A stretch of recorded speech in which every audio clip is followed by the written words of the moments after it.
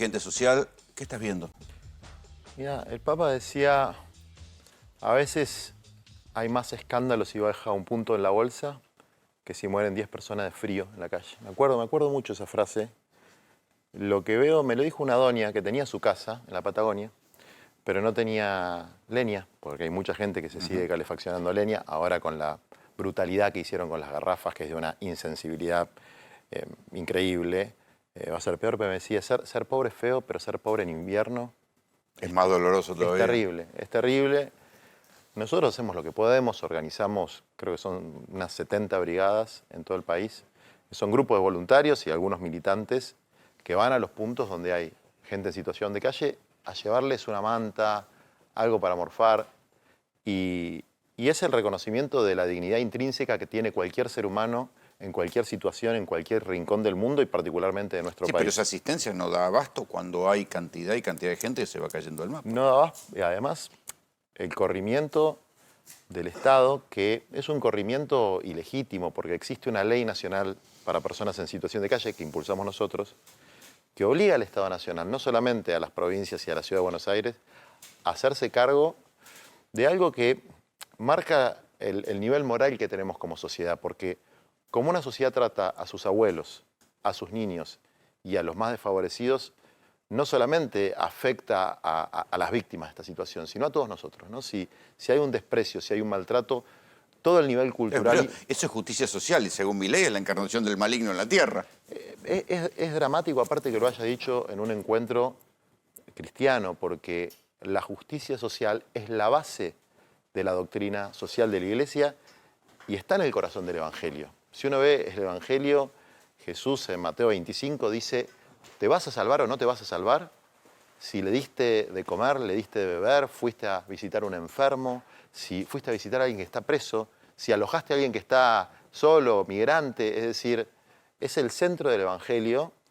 Y la verdad que lo que dijo Milei, que lo escuché por partes porque me retuerce, vos me decías recién que volvió contra Francisco y... Sí, ahora te lo muestro. Viste, yo tuve dos padres, que los dos se murieron hace poco, mi papá biológico y Francisco, y la verdad que escuchar que insiste con eso, después de haberle pedido perdón, y el Papa lo perdonó. Y lo Después de haber ido a llorarlo al entierro. Sí. Bueno, hizo algo muy feo. Fue el único dignatario, él y su hermana, que en realidad más que su hermana es la secretaria general de la presidencia, dejaron vacías las sillas durante el entierro. Pero lo más impresionante fue que él pidió perdón, porque lo había dicho en la campaña, y cuando él estaba vivo, desde luego, no se metía con él. Cuando él estaba vivo no hacía las cosas que hace ahora de persecución y de maltrato, se cuidaba un poquito más. Mira, te quiero mostrar lo que volvió a decir el presidente Milei, donde habló específicamente de una conferencia de Jesús Huerta de Soto, que es uno de sus inspiradores, sus ideólogos inspiradores, y ahí dice que según Huerta de Soto, la interpretación que hace, que Milei suscribe, es esta, de que la justicia social es una muestra más de la encarnación del maligno en la tierra. Pero mejor escuchémoslo directamente en palabras del presidente. Cuando el Señor Jesucristo está frente a las tres tentaciones que le propone el maligno, y en la peor de todas, el maligno le propone que se arrodille frente a él, porque le muestra todos los reinos del mundo, es decir, los estados, el Estado. Y le dice que si se arrodilla frente a él, le dará el poder sobre todos los estados del mundo, porque ese poder le fue dado, es decir, está la confesión propia del maligno, que el Estado es la representación del demonio. Por eso cada vez que avanza el Estado, digamos, hay más pobreza, hay más calamidades, hay miseria. Bueno, por eso es que yo decía que a la luz de esto se entiende por qué está destruyendo las cosas que funcionan en el Estado, ¿no? Si es la encarnación del maligno en la tierra. Bueno, según su lógica, él es parte de esa encarnación porque es jefe de un Estado. Por ahí no se dio cuenta todavía, pero él es el jefe del Estado argentino, es el comandante en jefe de las Fuerzas Armadas de la República Argentina. Es decir, es autocontradictorio lo que plantea, pero es muy terrible porque, a ver, desde el punto de vista teológico, está cometiendo la herejía más vieja del mundo, que es la adoración del becerro de oro, ¿no? Su Dios es el dinero, su Dios es el mercado, el capital. Lo único que le importa es eso. Y desde el punto de vista político, si se quiere, va ya casi a una especie de tiranía teocrática, ¿no? Es una especie de yihadista del mercado. No es sano para una república que entre el esoterismo que practica con su hermana y estas visiones fanatizadas de algo que no tiene absolutamente nada que ver con el Evangelio, se esté dictando la política en la Argentina. Es decir, desde luego detrás de todo esto está, también el Papa lo decía, se huele el estiércol del demonio, ¿no? Que es la idolatría del dinero. Mucho bla, bla, bla, pero atrás están los negociados con Libra, con los fondos de inversión británicos. Atrás de esto, de toda esta parafernalia, hay codicia, ¿no? Hay una voracidad por el dinero para su propio bolsillo y el de su círculo íntimo, que es muy evidente. Con lo de Libra fue evidente. Estoy convencido que lo de YPF está estrechamente vinculado. Él negocia YPF a cambio de la impunidad por el caso Libra, con el que está muy complicado en Estados Unidos y bastante complicado acá a partir de la querella que iniciamos nosotros con 3 damnificados, que está avanzando muy bien, donde ya está imputada también Karina Milei, Javier Milei y 3 empresarios del círculo más chico de Milei. Pero insisto con que acá se está generando una suerte de neo-lópez-reguismo. ¿Vos te acordás de López Rega? El brujo, le decían. Cuando se combina, ¿no?, esta parapsicología esotérica, elementos paraestatales funcionando, agrediendo permanentemente a todo con nato oposición, política sindical, periodística, social, cultural. Bueno, vos fuiste preso por aquel episodio en un café con Perón. Me pareció una cosa entre graciosa y trágica que salga la ministra a confesar, ¿no?, a confesión de parte de relevo de pruebas, que fue una orden del presidente. El presidente no puede decidir si vos vas preso o yo voy preso. Se supone que lo tiene que hacer un juez. Y en aquel momento... ¿Que no intervino un juez? No, el juez negó 3 veces, está en el expediente, negó 3 veces que se haga desalojo. Porque ahí había una protesta, había una ocupación pacífica de un espacio que había sido clausurado, pero no había sido cerrado. Y yo me acordaba que este señor, que es tan machito de palabra, que se llama Spert, muy amigo del narcotráfico, que decía cárcel o bala. Imagínate, yo digo, bosta o bala. No sé, le pregunto a la señora jueza si eso es un delito, ¿no? Pero que él nos ofrezca bala no hay ningún problema. A ver, no podés ser el guachiporonga del conurbano bonaerense y al mismo tiempo ir a querellar porque decís que te sentís intimidado por 4 pibas de menos de 30 años. Una cosa medio rara, ¿no? Esta ambigüedad que tiene el presidente decir que el Estado es la representación del maligno y es la representación del Estado él, porque es el presidente. Y este hombre Spert entró, rompió una clausura de un municipio para ir a reivindicar a su gran héroe, que es Galperin, que es un monopolista de la Argentina, que en los lugares que ellos admiran, como Estados Unidos, les ponen un freno. Fíjate Elon Musk, ¿no?, que era el amiguito de Milei. Ahora no lo nombra más porque no sabe si quiere ser amigo de Trump o quiere ser amigo de Elon Musk.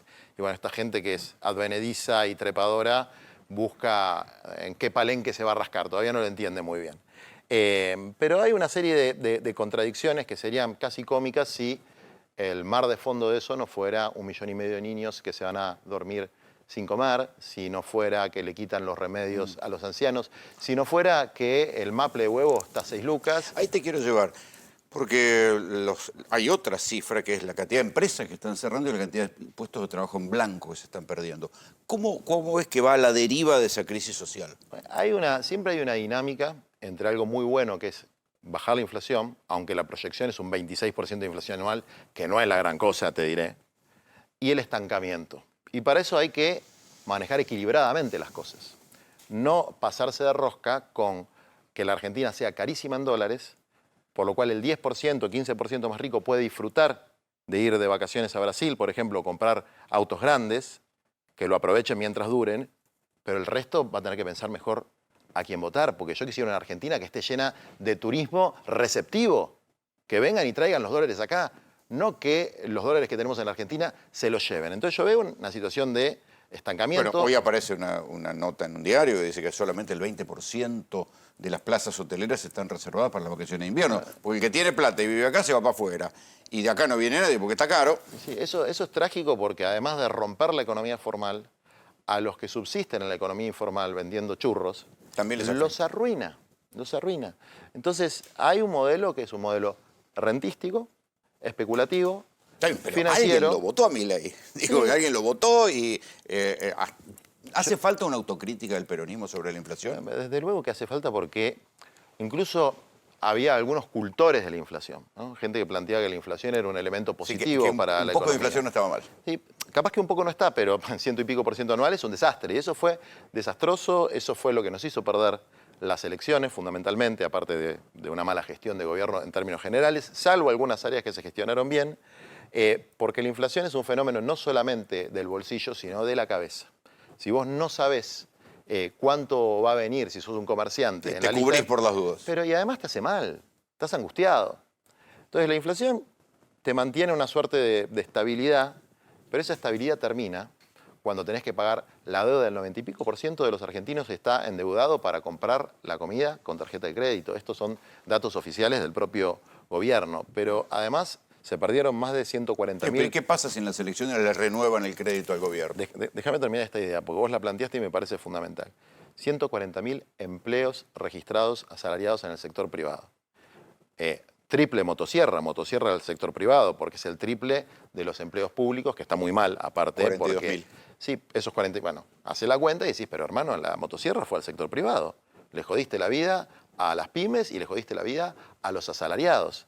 Y solamente beneficiaste al 1% más rico.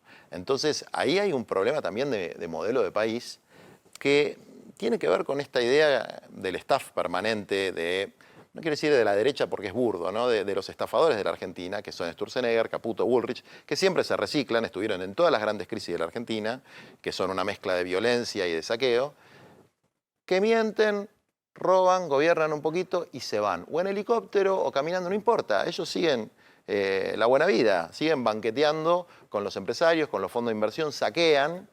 Y a Milei, perdón que lo diga así, no quiero ser grosero, pero Milei es un forro de esto, un preservativo. Lo van a usar y lo van a tirar. Yo no creo que le esté yendo tan bien en términos político-electorales. Ganó un balotaje. Él sacó el 30% de los votos en la elección general. Y ganó un balotaje con los votos de Patricia Bullrich, ¿no? Con la que después hizo una alianza. Patricia Bullrich, que es una traidora consuetudinaria, lo traicionó a su anterior jefe, que era Mauricio Macri, por el que no tengo ninguna simpatía, así que bárbaro, un mafioso menos en la política, quedó totalmente absorbido por La Libertad Avanza. Y ahora lo que se está viendo, por lo menos lo que se vio en las elecciones de Santa Fe y la Ciudad de Buenos Aires, que lo que gana es el ausentismo. Es decir, la gente no quiere votar a La Libertad Avanza, tampoco nos quiere votar a nosotros.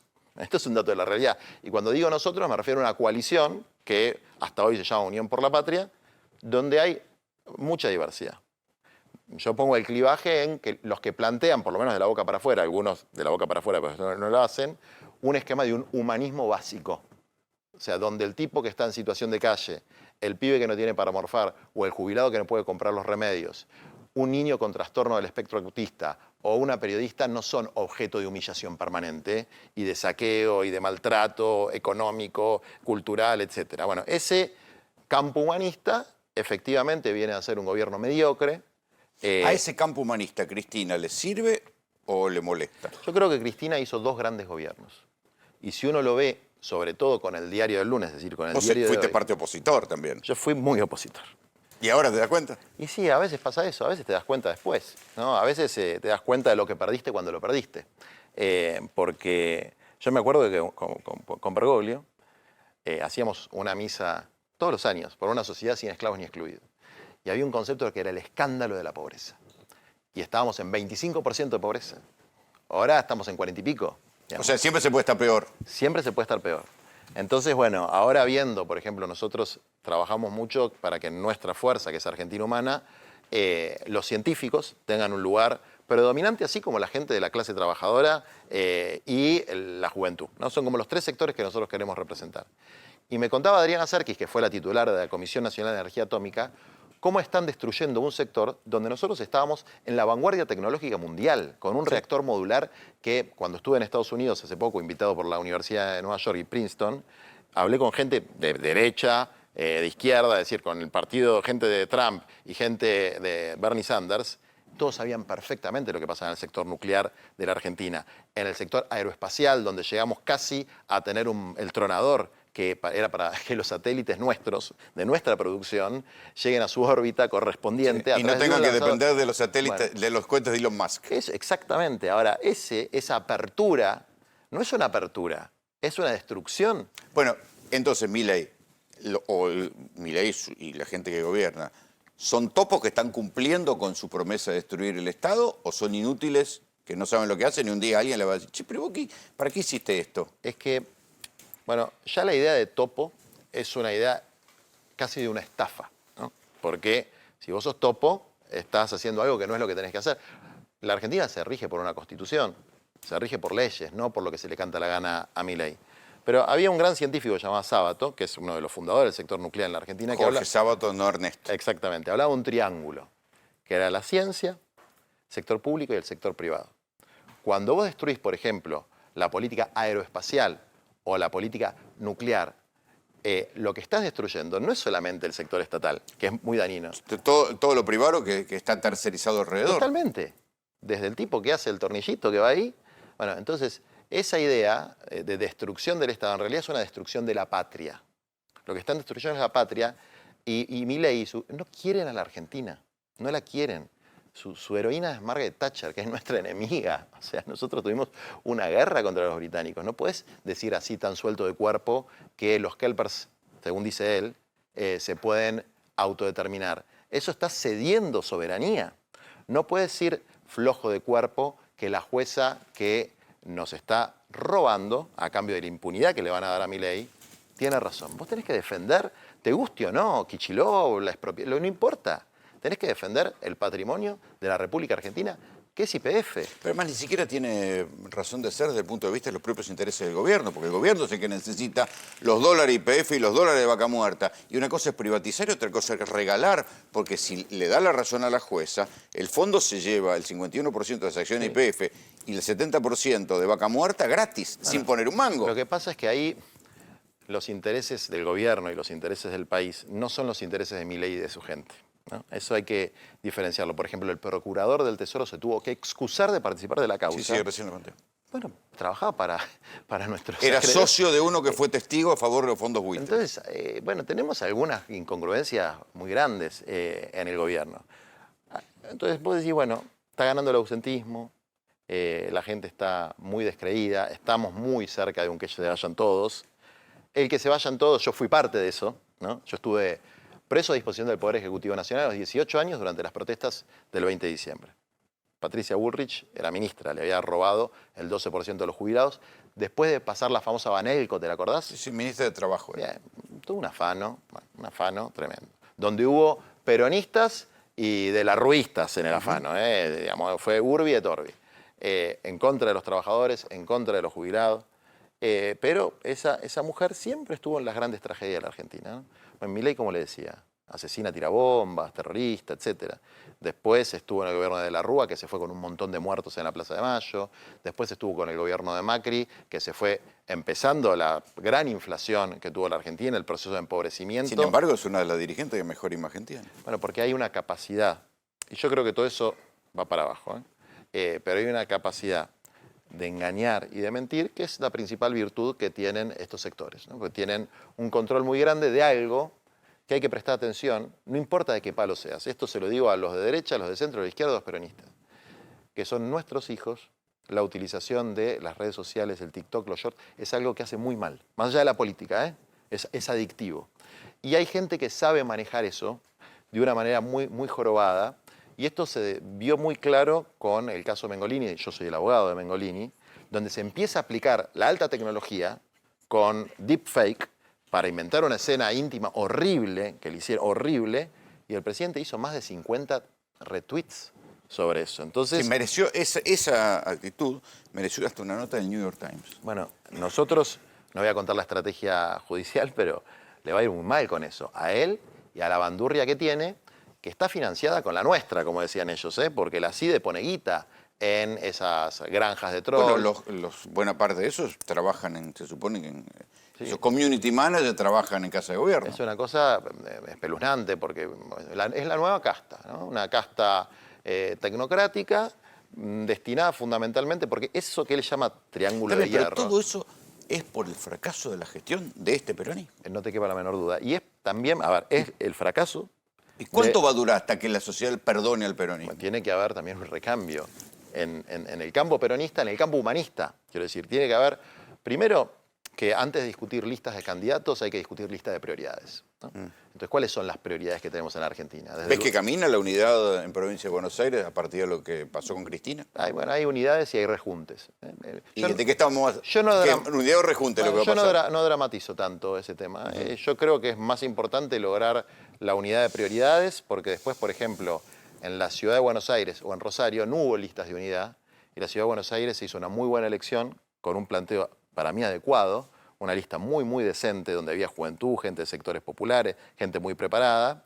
Y en Rosario se ganó con una expresión como Juan Monteverde, que es un tipo joven que no viene del peronismo, pero que se pudo hacer una idea electoral. Ahora, había división ahí, y se ganó igual, división, entre comillas. ¿Por qué? Porque yo creo, por lo que percibo en la calle, ¿no? Lo que hablo con del bar de la esquina de ahí cerca de donde vivías vos, Puente Saavedra. en Puente Saavedra, que me decía así: Juan, si no te dan bola, anda por afuera. Mirá, lo que nosotros necesitamos en estas elecciones es llenar de diputados y senadores gente que se oponga al modelo de Milei. ¿Va a ser por adentro o por afuera? Depende de muchas circunstancias, y la verdad es que, no sé, Itay Hackman, que es diputado nacional, discute las listas nacionales, Fede Fagioli, que fue el que impulsó la ley de situación de calle, las provinciales, Ofelia Fernández, la de la Ciudad de Buenos Aires. No es mi métier, yo no sé mucho de eso, digamos, ¿no? A mí me gusta más la parte programática, es decir, la planificación de las políticas públicas y de las leyes que vamos a llevar adelante, pero además la confrontación, porque creo que es un momento donde vos no necesitas un avestruz, necesitas un boxeador. Y yo sé pelear, con la Constitución en la mano. Y creo que necesitamos gente que pelee en este momento. Entonces, yo me siento bien con la posibilidad de ser parte de liderar ese proceso, no exclusivamente.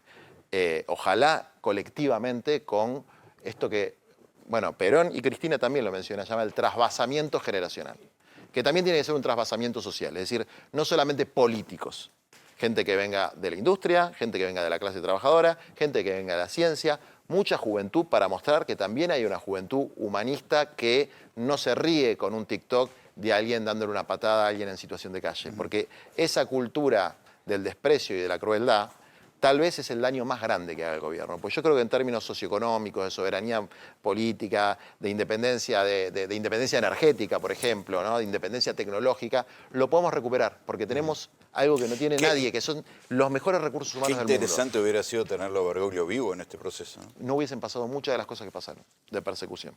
No hubiesen pasado porque... ¿Por qué? Porque de alguna manera, Bergoglio, pero no solamente con el campo nacional popular, con todo el espectro político, él era muy crítico y denunciaba mucho la corrupción, por ejemplo.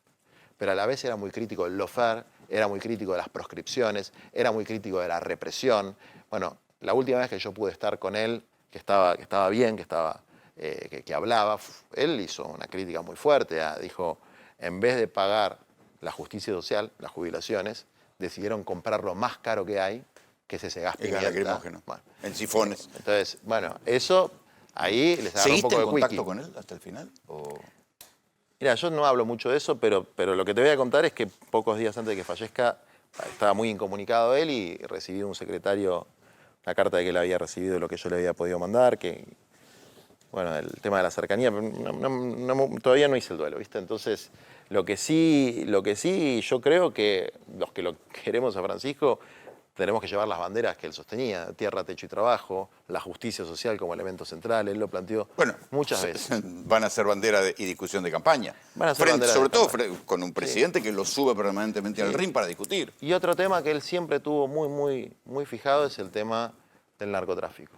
Y yo creo que uno de mis rivales seguramente va a ser Spert, que es un hombre que a mí realmente... ¿Por qué decís que él tiene vínculo en el narcotráfico? Bueno, esto sería bueno... Está el asunto aquel de la avioneta, pero él hizo una aclaración. No, pero su aclaración no sirve para nada. A ver, uno de los narcos... Yo se lo pregunté, hizo una aclaración aquí en un estudio. Más peligrosos de la Argentina, Fred Machado, con extradición de Estados Unidos. Él no solamente usó su avioneta, sino un auto blindado, porque es bastante cagón, entonces va con custodia, auto blindado, qué sé yo. En campaña, eso es financiamiento de la campaña, acá y en la China. Y además es gracioso. Dice que no sabía quién era Tiene Machado. el mismo abogado, no me acuerdo si se llama Mola o algo por el estilo, perdón si me equivoco el apellido. El mismo abogado de Fred Machado es el abogado de Milei. Yo no digo nada, todo el mundo tiene derecho a ejercer la profesión, yo soy abogado. A mí no me gustaría ser abogado de narcos y de violines, pero evidentemente, bueno, alguna conexión deben tener. Y además están pasando cosas feas, ¿viste? O sea, si acá en la Argentina llega el fentanilo, que es la droga de la muerte, como pasó, que murió un montón de gente por esa droga adulterada, que también esa gente tiene el mismo abogado, cosas raras están pasando. A ver, ¿para qué abrís el mercado de las armas semiautomáticas? ¿Qué va a haber? 3 pibes fanáticos de las armas comprando armas. ¿A dónde van a llegar esas armas? Esas armas llegan al narco. ¿Para qué hacen terreno arrasado sacando el Estado y sacando a las organizaciones sociales? Yo la verdad pienso que a veces por mala intención o a veces por estupidez, más que anarcocapitalismo, acá vamos a un narcocapitalismo, vamos a un narcoestado. Pero en la provincia de Buenos Aires gobierna Kicillof, en Santa Fe gobierna Puyaro. Es cierto, pero ¿de dónde viene la droga? De las fronteras. ¿Y quién controla las fronteras? Gendarmería ¿Y ahora el ejército. ¿Y a dónde está la gendarmería ahora? Reprimiendo jubilados. En vez de tener a la gendarmería haciendo lo que tiene que hacer, que es evitando que venga la droga, en vez de gastarse millones y millones de dólares en jeeps blindados que están comprando al ejército norteamericano, que es un negocio que hacen los norteamericanos, bien por ellos hacen negocios, a nosotros nos cagan, los nuestros, digamos, ¿no? Decía una frase, es peor el indio que te vende que el gringo que te compra. Bueno, este es uno que nos está vendiendo. ¿Por qué no radarizan la frontera? Si les interesa tanto la tecnología, tienen tantos amigos que tienen radares, radaricen la frontera, no entra más un kilo de nada. Hay mucha permisividad ahí. Y además, las condiciones de laburo, yo cuando me detuvieron, le agradecí a Patricia Bullrich la experiencia que fue estar en la Superintendencia de Investigaciones Federales un par de horas. Primero me trataron... Es el cuartel de la Policía Federal en Madariaga. Ahí. Exactamente, me trataron de 10, la verdad no me puedo quejar. Pero más allá de eso, las condiciones infrahumanas del personal policial. Y después del Servicio Penitenciario Federal. Infrahumanas. Parece que están presos ellos, ¿eh? No tienen ni ropa, se cagaban de frío. Los lugares donde laburaban, yo te digo, ojalá que puedas acceder a no te dejan. la decaidía de la Superintendencia Federal. Pero no sabés lo que es eso. Computadoras del siglo pasado, literalmente. Todo se cae al piso. Los pibes tienen 21, 22 años.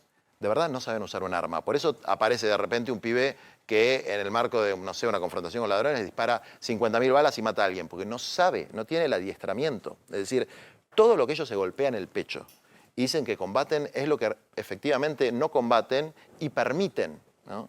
Y bueno, ahí me parece que se está generando una situación muy, muy jodida que ojalá podamos revertirla en el terreno electoral, pero hay que desdramatizar las elecciones de medio término, en la que, digo, a la oposición está yendo muy bien, muy bien. En la capital federal se hizo una excelente elección. Vos decís, bueno, ganó Adorni, no importa, metimos la misma cantidad de diputados. Y se armó una cosa interesante. En Rosario también. En Santa Fe, la ciudad también nos fue muy bien. Ahora hay que ver en la provincia de Buenos Aires, que es algo muy importante. Hay 2 elecciones, la provincial y la nacional. Y ojalá que ahí haya una idea política con P mayúscula. Porque la política, en definitiva, es cómo crear una sociedad de oportunidades, una comunidad que le permita a cada uno buscar su felicidad. Y eso, como dice el himno, requiere libertad, sí. Pero también ver en trono a la noble igualdad. Y cuando digo igualdad no digo colectivismo, digo que el derecho... Igualdad de oportunidades, obvio, algo que estaba en la base del liberalismo también. Pero desde luego, esta gente no es liberal, esto es otra cosa. Esto es otra cosa, no es liberalismo. Esto no tiene nada que ver con los conceptos esenciales del liberalismo, nada que ver con Alberdi, que ahora el tataranieto de Alberdi, que lo apoyaba a Milei, habla pestes de Milei, porque esto es otra cosa, esto es plutocracia. Este es el gobierno del 1% o el 0.1% más rico, que aparte no viven acá.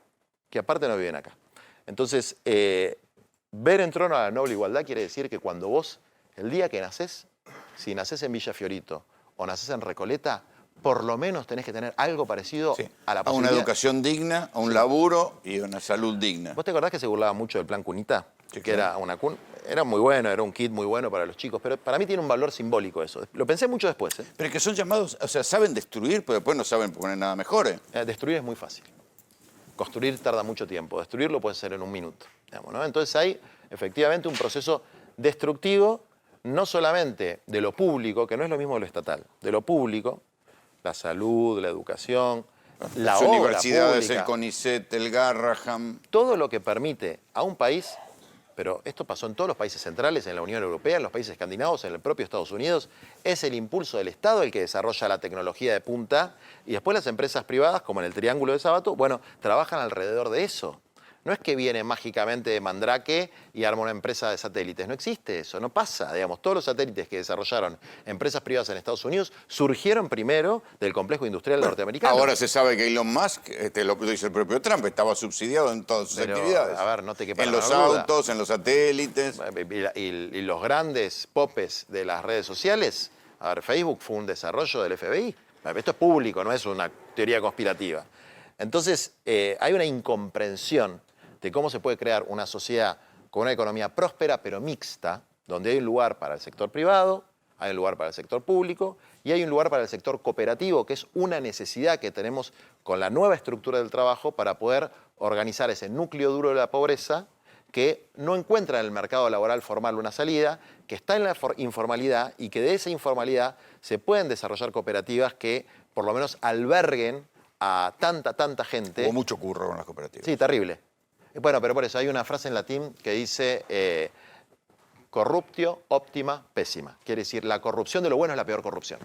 Porque cuando hay corrupción en la salud, en la educación, en las cooperativas, es como que se degrada, ¿no? Como que empieza a haber desconfianza. Que las buenas intenciones se convierten en algo desprestigiado. Totalmente desprestigiado, y que las buenas experiencias, porque una experiencia mala mancha 100 experiencias buenas. Juan, gracias por venir. Bueno, muchas gracias. Gracias. A vos.